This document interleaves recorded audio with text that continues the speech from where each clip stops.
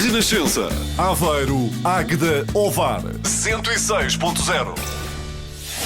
Nascido em Lisboa, mas filho do mundo, foi através da flauta de bambu que João Jorge, mais conhecido como Ronquial, sentiu pela primeira vez o amor pela música. Um pouco depois, foi quando o irmão se enganou a dizer o seu nome, que esta carreira autêntica se viria a concretizar.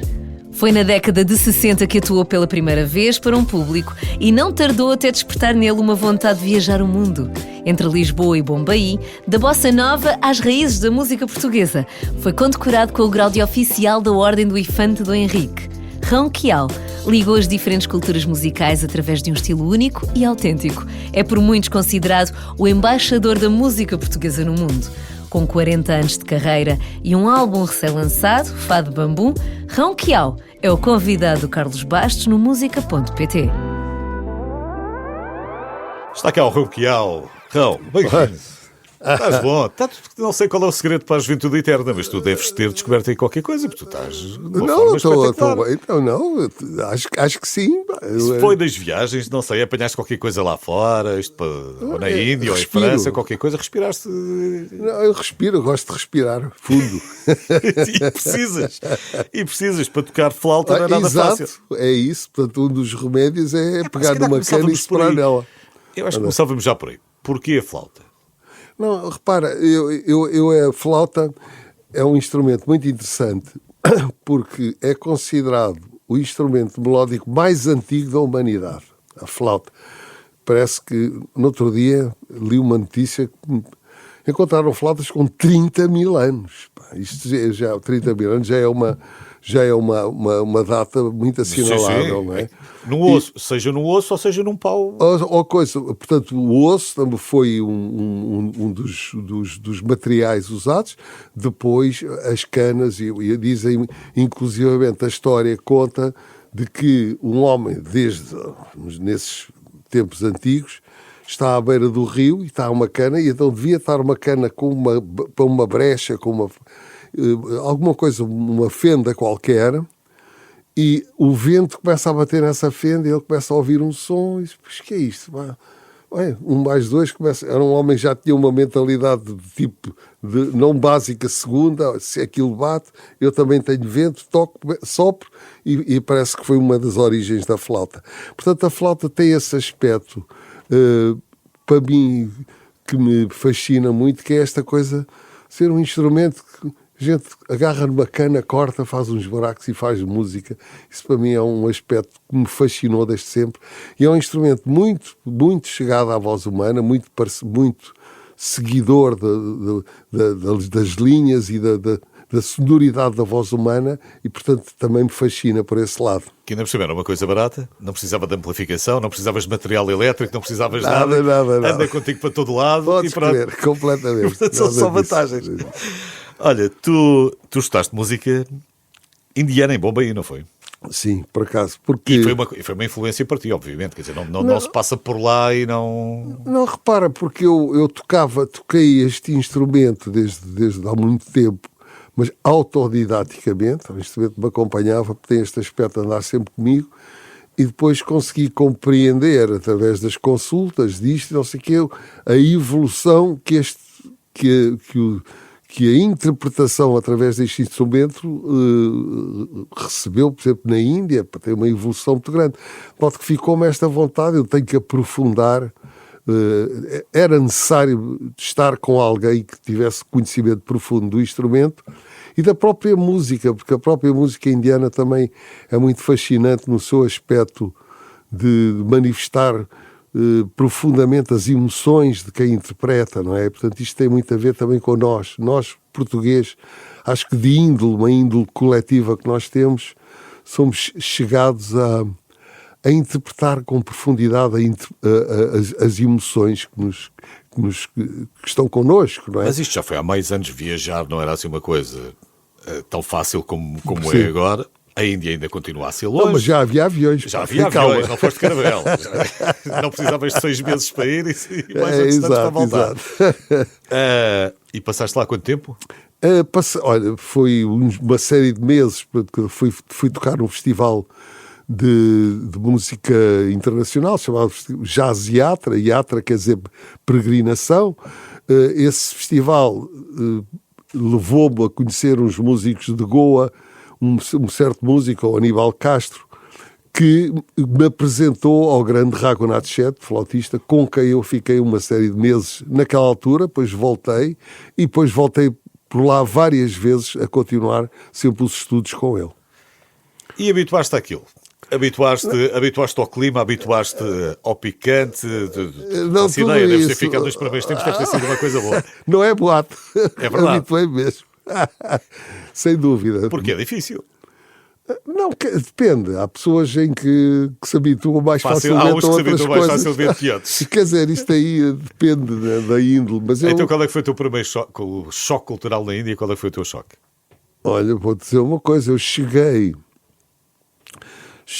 de uma viagem de avião. Portanto, o que é que acontece? Saí de Frankfurt. A primeira vez que fui à Índia, saí de Frankfurt e fui sozinho, porque era uma banda internacional com músicos de todo o mundo. E eu fui o português que lá fui para essa banda.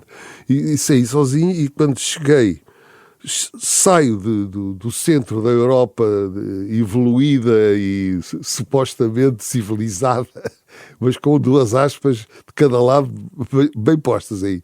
E aterro em Bombaim e então andei à procura, não havia telemóveis na altura, portanto andei à procura do pessoal que supostamente me iria receber. E tive dificuldades, então tive que dormir num hotel de qualquer maneira, e então andei a ver o que é que se passava na Índia à noite. Então fiquei muito chocado com o pessoal todo a dormir na rua. Pá, isso, quer dizer, foi um choque muito... Foi muito abrupto, porque tinha acabado de sair da Alemanha e umas horas depois estou a encontrar esta realidade. Mas depois disso, de certa maneira... Eu nunca lá fui, mas tinha um amigo meu que dizia que só no táxi do aeroporto para o hotel fazia-lhe muita confusão. As rodas do carro a passarem ali junto aos pés ou às cabeças dos passageiros. Exato. É muito confuso porque o pessoal junta-se todo na cidade. Há problemas realmente.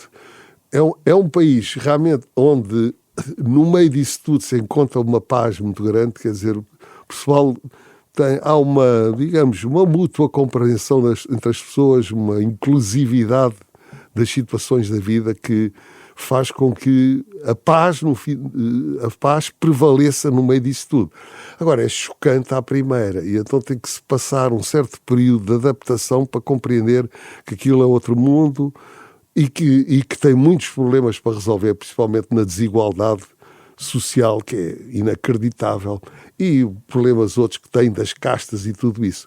Mas, para além disso, é realmente um país com uma tradição espiritual muito grande, musical, fortíssima, que acaba por se insinuar a nós e nós sentimos-nos bem lá.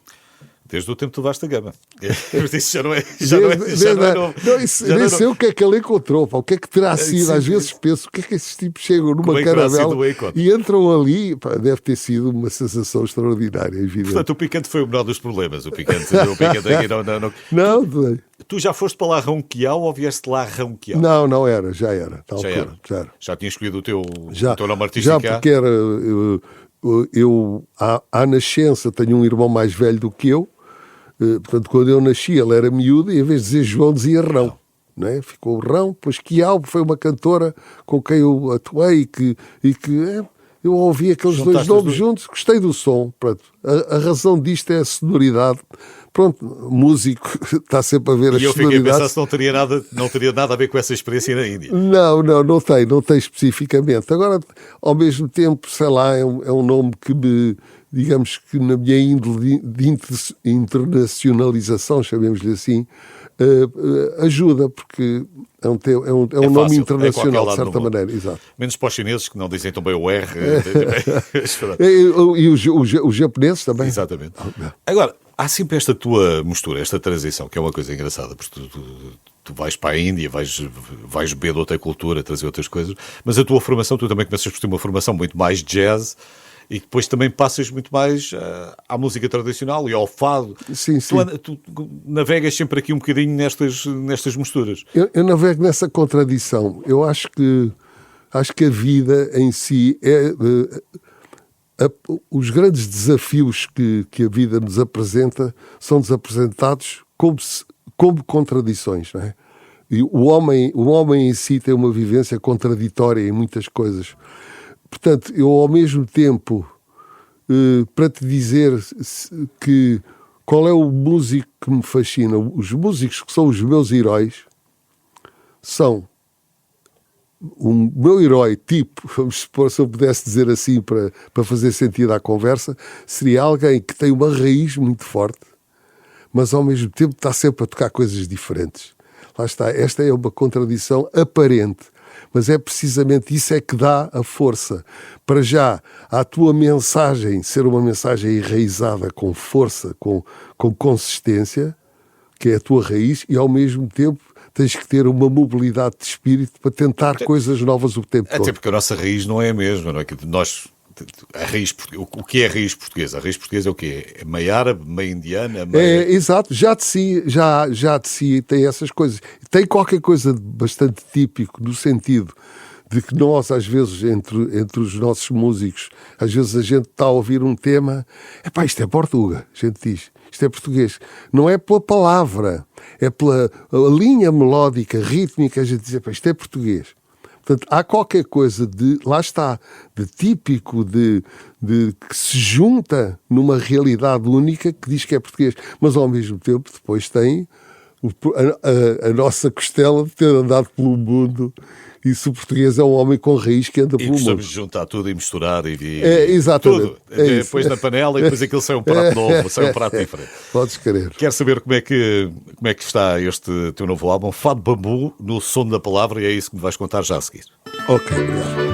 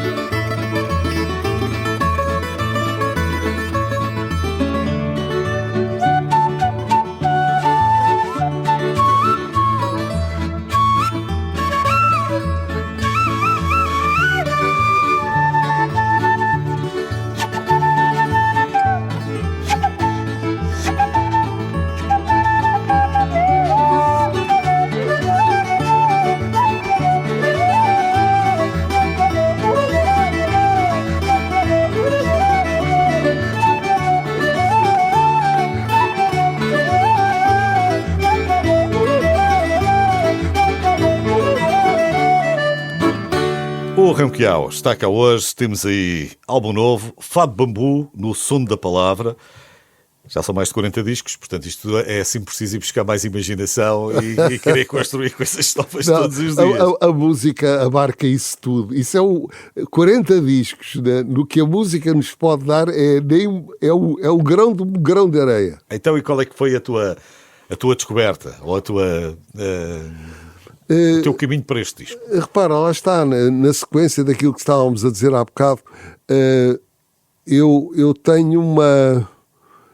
Intuitivamente ou por índole, eu sempre gostei muito de fado. Não é de todo o fado, evidentemente, né? Mas, a maneira como se expressa uma certa e determinada emoção através da música. E tens muitos trabalhos, é que o fado está sempre lá. E, portanto, é uma coisa que me tem acompanhado desde há muito tempo. De vez em quando sinto a necessidade de fazer qualquer coisa ligada ao fado, especificamente porque, na realidade, e já me têm dito, o fado está imbui, de certa maneira, muita da música que eu toco, mesmo que seja com um grupo, com percussões e com pianos e com outros instrumentos, sem ter os instrumentos de fado. Mas é engraçado como às vezes os mais puristas e aparecem críticas a gente que vai fazendo novas experiências no fado, como se a música fosse compartimentada e não se pudesse fugir dali. Tu fazes isso há 40 anos. E a ti não te chateou muito? Não, repara, há muitas maneiras de encarar a circunstância disto. Isto porque eu, quando fiz o meu primeiro disco ligado ao fado, chamado Fado Bailado, o que é que aconteceu? Eu não fiz nada de especial. Na forma, naquilo que está lá, na música que lá está, eu interpretei fado à minha maneira, como se cantasse. A única coisa que pode parecer chocante, mas aparentemente é na casca, porque em vez de usar uma voz, usei um instrumento de sopro. E a partir do momento que tu desligas esse fusível que estava a provocar essa confusão na tua cabeça, tu ouves um disco de fado. E ouves esse disco de fado, e se gostas do fado que lá está, gostas do disco. Foi isso que aconteceu. Portanto, eu acho que o fado pode ser interpretado por qualquer instrumento, desde que tu tenhas o fado em ti. E então o fado tem que estar na tua expressão. Pode ser pela voz, pode ser pela guitarra. Eu lembro-me perfeitamente, por exemplo, de haver um grande guitarrista que eu conhecia, que era o Fontes Rocha. Uma vez ouvir uma coisa que ele gravou numa casa de fados, ele está a fazer uma improvisação sobre o fado de Moraria. E tu estás a ouvir uma voz a cantar. Ele chegava, levou a guitarra para projetar uma voz. Saiu da guitarra como um instrumento e entrou numa voz. E tu quase conseguias ouvir a voz. E eu consigo ouvir a voz. Outro instrumentista pode pegar na guitarra portuguesa e não ter fado nenhum. Portanto, a questão eu não estou a chamar nomes, isso pode acontecer perfeitamente. O tipo está a tocar a guitarra portuguesa e estás a ouvir, mas não está cá fado nenhum. Eu posso pensar para mim, não vou dizer, cada um toca o que toca, e não sou de andar aí a dizer este e aquele, não é da minha maneira de ser. Mas o que eu quero dizer é que é fado ou não é por causa do instrumento, é pela interpretação que tu dás à música que fazes. Porque o fado também evoluiu. O fado do século XIX, do início do século XX, do início do século XXI não é a mesma coisa. É evidente. Tu que já andas por cá há uns anos, o fado e a música, quer dizer, a música portuguesa. A música portuguesa. Desde o teu princípio, finais de 60 ou 70, até hoje a música portuguesa evoluiu. Evidentemente tem. E evidentemente que depois, de que maneira é que tu encaras o que é a música portuguesa, o que é que faz com que um grande impulsionador da música portuguesa, como o Zeca Afonso, qual era o tipo de escolaridade musical que ele teria para interpretar e buscar a música portuguesa nos aspectos que foi buscar. Pois o fado teve uma evolução fantástica, porque a Amália Rodrigues deu uma volta àquilo tudo. Lá está, respeitou-lhe a raiz, sempre, a raiz, mas ao mesmo tempo esticou aquilo para a sonoridade árabe, para certas coisas que ela tirou, para a relação que ele tinha ibérica com os do flamenco, toda essa coisa, ela entrou com essa roupagem, não é roupagem, mas é uma certa interpretação com esses elementos, e a partir daí modelou o fado, a partir daí, de certa maneira. Mas na altura dela, o que é que acontece? O fado era muito mais de tradição oral. O que é que isto é a tradição oral? Por exemplo, tu ouvias um músico da Bica, por exemplo, o Fernando Farinha, o Manuel de Almeida, muito melodiosos, notas lisas, um tipo de canto assim. Depois ouvias o Maurício, o pessoal, o vibrato que era típico da moraria. Portanto, aquilo tinha uma tradição oral. E ela, quando veio com a sua interpretação, ela, de certa maneira, transformou-se como se o fado fosse a Amália. Mas não era só a Amália. Por exemplo, a Lucília do Carmo tinha nada a ver. A Fernanda Maria, coitadinha, que nos deixou há pouco tempo, tinha um estilo fantástico. A Argentina Santos, cada uma com um estilo completamente diferente. E agora, portanto, essa evolução foi-nos dada através de intérpretes que foram fazendo essa raiz crescer para outros lados. Mas nós tivemos uma evolução, estavas a dar alguns exemplos, não só no fado, mas de cantautores, de coisas. Hoje o parâmetro é um parâmetro mais apertado, mais pop, mais rápido, mais simples. Sim, exato. Agora, pronto, de que maneira? Pronto, mas isso aí agora, vamos lá ver. Música portuguesa não quer dizer música cantada em português. Eu posso estar a cantar uma letra em português e a música não tem nada de português dentro daquilo que nós consideramos uma certa dose de raiz. Tem que ter. Tem que ter uma certa dose de raiz e uma certa dose de digamos, de renovação ou de encarar de uma maneira diferente. Mas tem que ter uma certa dose de raiz, porque senão a coisa às tantas desaparece e já não sabe onde é que estão as coisas. Quer dizer, lá está esta contradição aparente, mas que ao mesmo tempo faz com que nós consigamos manifestar uma interpretação daquilo que eu chamo que é a música portuguesa. Mas a pergunta vinha no sentido daquilo que é mais fácil de ouvir e de haver menos tempo para se ouvir outro tipo de composições que obriguem a maior atenção. O próprio trabalho ou a faixa poder ser maior. Eu estava aqui a olhar. O Fado Bailado foi o primeiro disco de platina da música portuguesa, se não estou enganado. Sim, quer dizer, não acho que isso seja o assunto. É uma boa promoção, mas... Certo, mas para percebermos o tipo de escuta e o tempo de escuta, que não é o mesmo. Dificilmente hoje conseguias ter este nível de vendas. Sim, repara, eu penso sempre numa coisa. Quando tu estás a tocar para uma audiência, não pode ser concebido aquilo que tu tocas sem conceber os ouvidos que estão a ouvir. Portanto, metade daquilo do sucesso é o ouvido que me ouve. Quer dizer, que eu posso estar-te a dizer aqui uma coisa que eu sei que é muito interessante, mas se tu não tiveres ouvido para ouvir, parou aqui. Certo. Não é? Não conseguiste perceber o que eu estava a dizer que aquele gajo não funciona bem da cabeça. Estava a dizer aqui uma coisa que não tem sentido. Porque não tens os ouvidos preparados para eu ouvir. E o que é que acontece? Eu acho que mas há surpresas. Tu tens há algum motivo, alguma razão para o Fado Bailado ter entrado no gosto e não sei, ter porque tido foram os vendas ouvidos incríveis? Foi o tempo. Foi o tempo onde aquilo saiu. O tempo que eu tenho, repare, eu tenho logo a seguir, tenho um outro disco que estava à Estrada da Luz, certo. Que também, certo. com também bacana, uma coisa, foi um sucesso inacreditável. Eram os ouvidos mais chegados para essas coisas naquela altura, talvez, e que eu espero que não tenham sido perdidos, porque depois a coisa vai sempre evoluindo e espero que eu tenha, através daquilo que estou a tocar, que tenha uma reação das pessoas, que haja simpatia pela sonoridade que eu estou a apresentar. Hoje a sonoridade é outra. O Ronquial tem um disco novo, chama-se Fado Bambu, no som da palavra. E são essas músicas que vamos ouvindo hoje aqui no Música.pt. Novidade.pt. Uma música nova para descobrir todas as semanas. Olá, o meu nome é Peculiar. Os meus avós sempre me passaram a importância da liberdade de expressão. Desde pequeno que me contam histórias sobre o 25 de Abril, como tiveram de emigrar para a França para poder fugir à ditadura.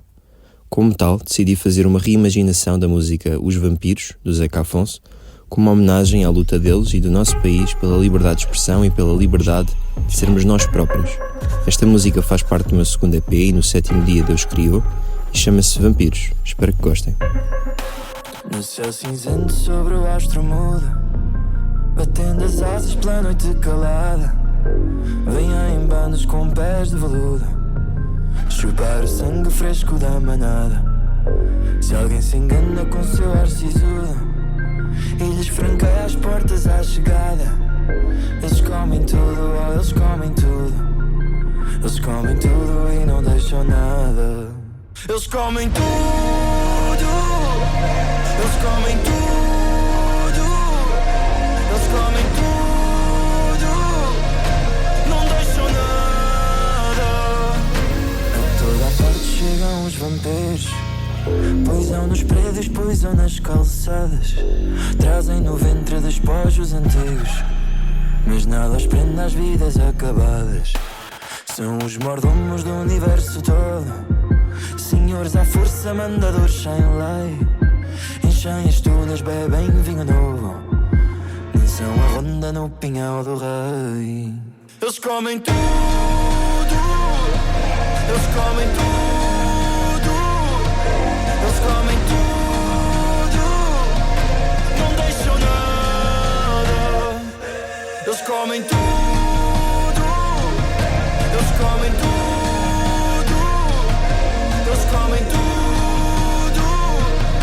Não deixam nada.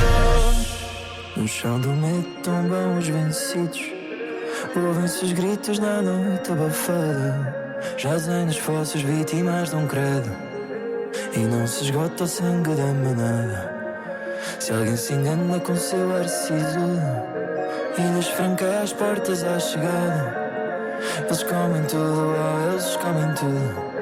Eles comem tudo e não deixam nada. Eles comem tudo, eles comem tudo. Eles comem tudo e não deixam nada. Eles comem tudo, eles comem tudo. Eles comem tudo e não deixam nada. Eles comem tudo, eles comem tudo. Eles comem tudo e não deixam nada. Eles comem tudo, eles comem tudo. Eles comem tudo e não deixam nada. Novidade.pt. Uma música nova para descobrir todas as semanas. O Ronquial está cá hoje no Música.pt. Fado Bambu, no som da palavra. Tens aqui um subtítulo, porquê, Rão? Eu vou-te explicar porquê. É o novo trabalho, já agora falta-me só dizer isto. Não, tem a ver com a proposta do disco. Eu quando estou a tocar fado, tanto como já mencionei, gosto de sentir que a flauta é como se fosse uma voz. Então essa voz está a cantar uma letra imaginária. Vamos supor que são umas quadras ou qualquer coisa. Okay. Eu então penso... E é esse o som da palavra. Penso na letra que dará origem, porque é que a letra ajuda um intérprete de uma maneira fantástica. Porque é que a letra ajuda? Porque tu dizes na letra como é que te estás a sentir. Estás a colocar na mesa a emoção que queres passar através da letra. Eu, se não tenho uma letra, então como é que eu passo? Então, estou chateado ou estou bem disposto? Tens que sentir isso através da minha interpretação. Então o que é que eu digo? É muito interessante, penso eu, pensar na letra que deu origem à música e depois interpretá-la através do instrumento. Mas foste buscar o homem da palavra, o José Fanha. Exato, e o José Fanha o que é que faz? Como grande poeta que é e declamador excepcional que é, eu disse, Zé, faz lá isto, olha, vê, por exemplo, o Fado de Meia-Noite foi esta letra que eu conheço através do... E eu estou a pensar, quando estou a tocar o Fado de Meia-Noite, na transmissão das quadras do Fado de Meia-Noite e da maneira como é aquilo, da primeira vez que a gente toca, os dois primeiros versos não fecha, da segunda fecha, todas essas coisas. Portanto, no fundo, a flauta está a fazer algo que está ligado ao som da palavra, daí no som da palavra. Portanto, a música instrumental nunca desaparecerá. Não, porque, repara, o que eu quero dizer, então há música instrumental e vocal, a música é uma só. Depois tu pões voz por cima ou não pões voz por São cima. classificações à quais nós não devemos ficar presos. Nós estamos presos, entre aspas, no bom sentido, é na alegria e na satisfação que temos em ouvir música e em tocar música. Vamos voltar aqui um bocadinho atrás. Como é que era a tua relação com a música quando eras mais pequenino? Como é que era a relação? Tu começaste em corais aos 7 anos, por aí, mais coisa menos. Pois, eu cantava Mas, e tinha mas jeito já tinhas alguma relação com a música? Não tinhas nenhuma? Começou aí? Não, começou aí, de certa maneira, depois um certo gosto, depois ouvia, depois tive estes encontros com o fado desde muito miúdo, porque por circunstâncias várias, para dizer rapidamente, a minha mãe morreu como eu era muito novo, e o meu pai casou-se segunda vez, e a minha segunda mãe, porque era alguém com quem eu tive uma ligação muito forte e gostei muito dela também, chamada Rosa, era do teatro.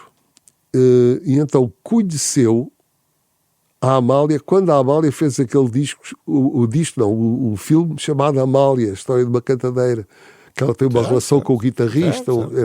E há uma altura em que a Amália, na realidade, vai ao teatro e grava uma série de cenas num teatro qualquer do Parque Meyer, acho eu.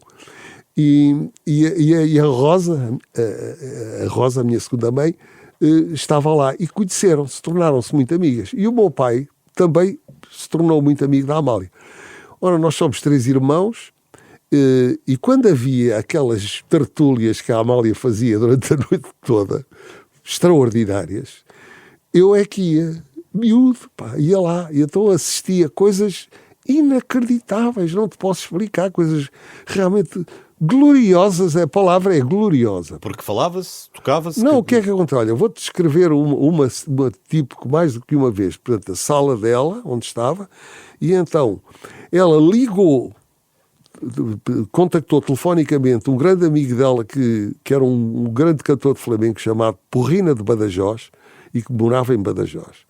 Disse, Porrina, vem cá, aparece aí que hoje há uma festa. Veio o Porrina de carro com os guitarristas, com os palmeros, né? Veio aquela equipe toda, entra na sala, vem ter com ela e fica numa área da sala ali a ver os copos, sentado no sofá. No outro sofá em frente estão os guitarristas de fado ali em frente. Depois estão os convidados e eu ali no meio também. E então o que é que era? Inesperadamente o flamenqueiro lançava a música. E gente, espera aí, uma peça, espera aí, então ao fim de 2 minutos pega a Amália com o fado. Então passavam a noite desta picardia ao despique e depois até que ficavam a cantar juntos. Estou-te a dizer coisas que iam para a noite fora, coisas absolutamente gloriosas. E isto é que é o aspecto extraordinário desta mulher, para além de todos os outros, da ligação que ela encontrou em outras músicas, mantendo sempre a sua raiz. Lá está aquela qualidade. Ela tinha uma simpatia muito grande pela música de flamenco, inclusivamente as primeiras gravações dela, dos concertos, ela tocava muita música espanhola, zarzuelas e tudo aquilo, e aquilo ficava bem, porque ela sentia-se ibérica. E então estas coisas realmente foram coisas que acho que modelaram intuitivamente a minha infância, o meu gosto pela música. Eu ia-te perguntar como é que tinha sido isto de crescer numa Lisboa dos anos 50 e 60, mas o teu crescimento já foi um crescimento um bocadinho diferente. Não foi. O que é o crescimento? É os teus encontros, não é? Era outra cidade, era outro país. Mas sabes, graças a Deus eu continuo a crescer, portanto, porque esta minha conversa contigo faz-me crescer. Eu daqui saio, qualquer coisa, eu retirei qualquer coisa de estar aqui a falar contigo e, no fundo, juntei a tudo aquilo que forma a minha vida, não é? E a minha vivência. Portanto, todas essas coisas realmente foram muito importantes. É claro que não é uma situação tipo, esta coisa de conseguir ver a Amália naquelas circunstâncias, não é uma situação tipo, mas foi uma situação realmente... Mas estava-te a perguntar, era outro país nessa altura? Sim, é evidente. Tu sais de cá em 72, ou mais coisa menos coisa. Já sais por causa do ultramar ou... Não, quer dizer, evidentemente que eu não tinha absolutamente simpatia nenhuma pela coisa do ultramar, mas não foi para fugir à tropa, não teve nada a ver com isso, aconteceu, e depois... Mas tu voltas ainda em 74. Tu voltas já assim que está o 25 de Abril, tu voltas logo? Não, voltei encostado mesmo ao 25 de Abril. Estavas a apanhar? E apanhei. Não, depois havia zuns que se mencionava na altura, mas apanhei o 25 de Abril cá. Repara, o miúdo, depois a gente começa a ver como é que eram as coisas. Evidentemente, havia muita diferença em certos aspectos, pouca diferença noutros, igualdade noutros. Depende de onde é que tu alinhas. Porque eu há bocadinho estava-te a perguntar, e até começámos esta conversa com a questão de Bombaim. Mas se calhar Bombaim nem foi o maior choque cultural. Se calhar quando saíste daqui para Paris, se calhar apanhaste um choque cultural maior de uma realidade que não era a realidade portuguesa, não sei. Não, evidentemente, porque o que é que acontece? Paris naquela altura, talvez mais por ser, talvez havia uma qualidade única em Paris, porque era um ponto de confluência de encontro de vários músicos de várias áreas. Portanto, eu apaixonei, por exemplo, pelas expressões da música indiana em Paris. Via música indiana, depois toquei com grupos de música africana, quer dizer, tocava jazz, tocava isto, quer dizer... Tudo era possível, aquele veio a seguir ao maio de 68, havia liberdade. Exato, havia uma abertura muito grande em Paris, e um sítio onde se encontravam muitos músicos, e através disso músicos de muitas confluências, e eu ganhei uma flexibilidade de adaptação, que é um dos pontos fundamentais do jazz, é o músico conseguir criar uma habilidade de lidar com o momento. O momento. É agora, aqui e agora. Não se pode planear. O jazz e aquilo que se improvisa nunca pode ser concebido, porque se é concebido antes, não é improvisado. Certo. Portanto, a improvisação é jogar com o momento. E não podes parar meio caminho. Não, tens de continuar. E a maior parte das grandes improvisações a gente não sabe como é que as fez. Digo-te já. Olha, isto é fantástico, o Raul Kiel tem muitos anos de carreira e permite-nos ficar aqui a falar-se por muito mais tempo.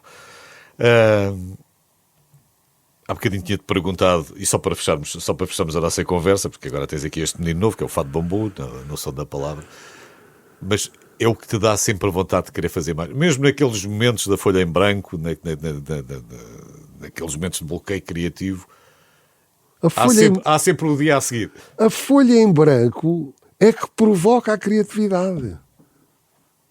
Porque não pode haver folha em branco se não houver criatividade.